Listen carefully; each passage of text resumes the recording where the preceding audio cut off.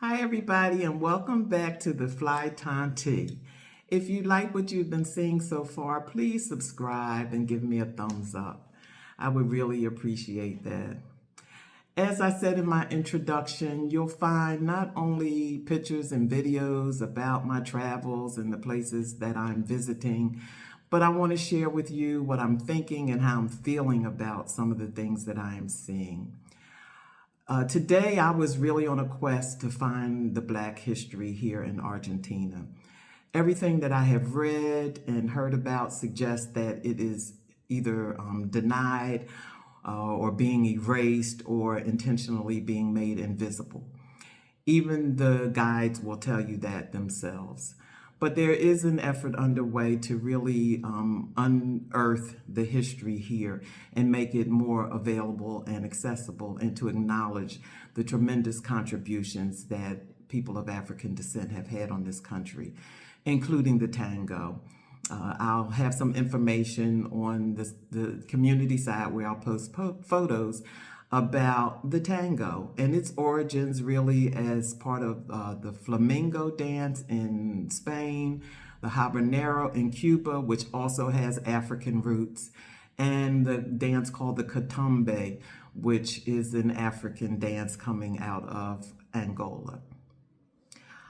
I was not able to take a tour today because of the shortness of time, but I did see the itinerary that was posted, and so I took a trip to a few of those sites that had been listed.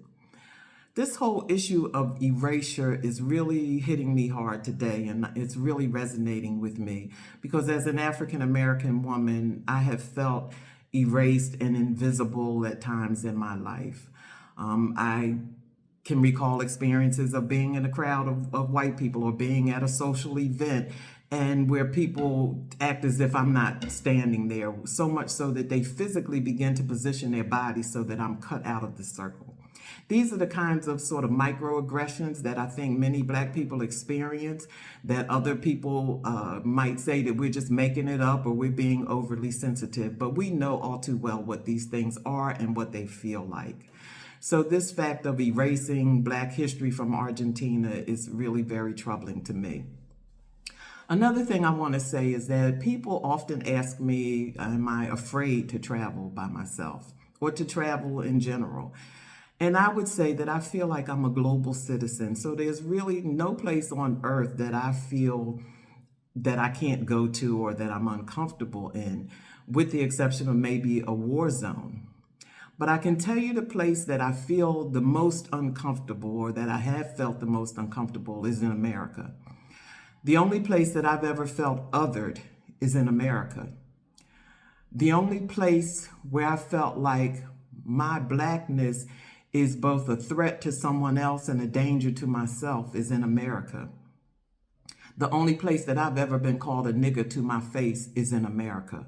Right around the corner from my house, where I've lived almost 30 years, where I've invested in property, paid my taxes, and vote, and do all the things that our country says American citizens are supposed to do. The only place that I've ever felt ostracized, discriminated against, or mistreated is in America. The place where my ancestors shed blood, built an entire country, and died. That's the place where I feel least at home.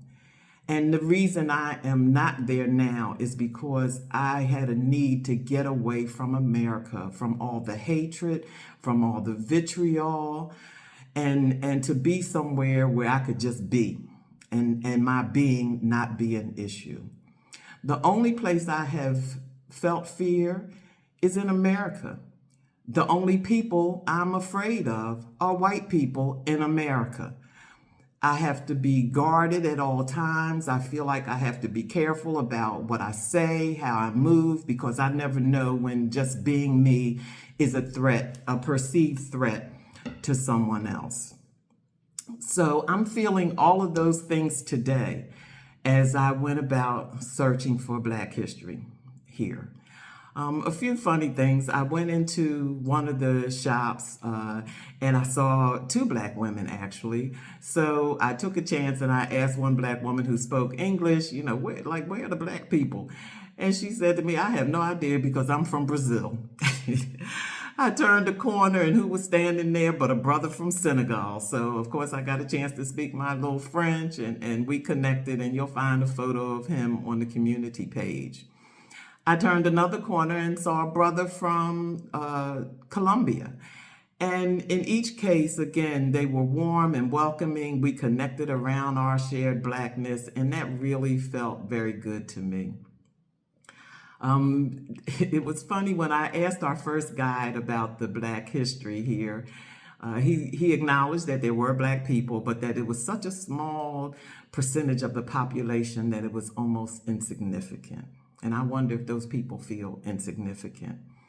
But he said to me at one time, you know, there had been Blacks and we had been about a third of the population here, but implied essentially that these people no longer exist, or that there's such a small percentage that their culture and contributions really aren't reflected in society. And when he said that they are here, but that you won't see them walking around the streets, the question I ask myself is, well, what did y'all do with them? Because if they're not walking around the streets, where are they? So anyway, I went on a search to find them today.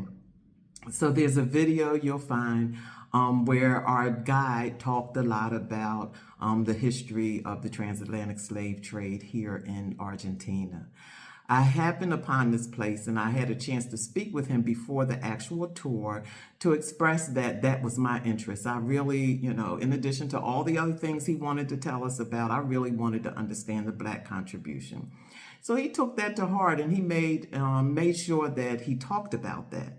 But one of the things that was interesting is as he began to talk about the presence of enslaved people in the building that we were touring, someone from Spain started asking him completely unrelated questions.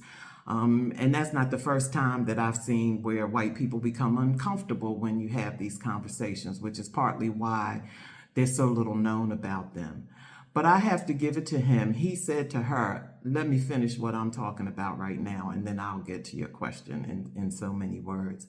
So he did talk about slavery to the extent that he knew it and understood it. The other thing that I really liked about this guide is that, and this is something that I've spoken about before and that I'm seeing increasingly even in historic sites in the United States, and that is that the guides don't refer to African people as being slaves, because we are not slaves, nor we were not slaves. We were born human beings who were enslaved. So slavery was our condition. It was not a definition of who we were. And just that shift in language makes all the difference in the world in describing us. And I asked him about that, and I appreciated him for making that distinction.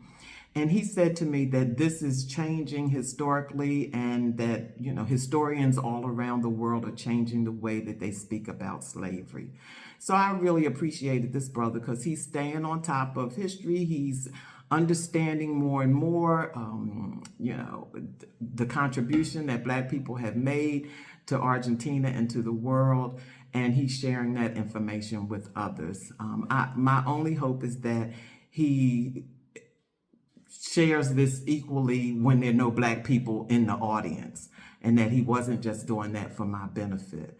So as I said, you know, this was a really emotional day for me. This whole idea of being erased, like I said, really resonated with me as an African American woman historically, but also in more contemporary times when I've been in situations where I felt like I suddenly somehow became invisible in a crowd of people who didn't look like me, where I've been in social events and maybe standing among a group of people and they talk like I'm not even standing there, or where they physically begin to position their body so that I'm cut out of the circle of conversation. Or when I'm asked a question and someone else attempts to answer on my behalf as if I'm not capable of articulating my own thoughts and feelings. And so I move around America with a constant sense of being Black and what that means, and a constant need to affirm myself and to protect myself and my identity.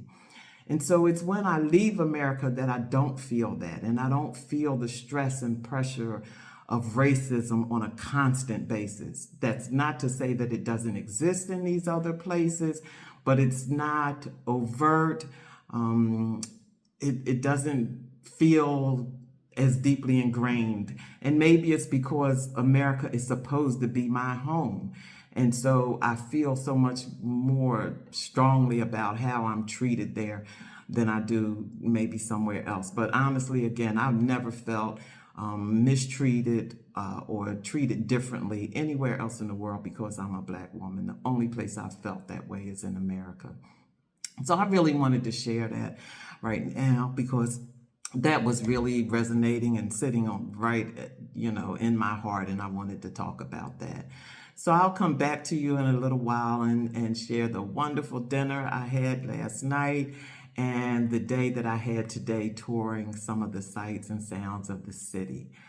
So stay tuned. I hope you'll continue to come back. I'm adding new content almost daily. I've only been here, I've been away from home for about 5 days, but it already feels like it's been at least a week or two. And I have noted that I'm still 65 years old. I love a vacation where you lose track of days and times and weeks. So I think I was a little bit anxious. And so yesterday I wished everybody a Merry Christmas and said I'd be waking up today and be turning 66. But in fact, I'll be 66 tomorrow. I was born on Christmas morning, 20 after 6. So I'm looking forward to becoming 66. Because it has opened up a whole new world for me. I am retired. I never have to have another job again in my life. I never have to work in environments where, I'm made to feel uncomfortable or where I'm constantly being challenged. So for me, that is so freeing and liberating that now I feel like I can just be. And so I'm really looking forward to being 66 tomorrow. But I'll come back to you a little bit later on. I have some great video to share, and I'm looking forward to doing that. So take care, everybody. Again, please like and subscribe my channel if you're enjoying what you're hearing here, and continue to come back frequently. Thank you, and that's all from now from the Fly Time Tea.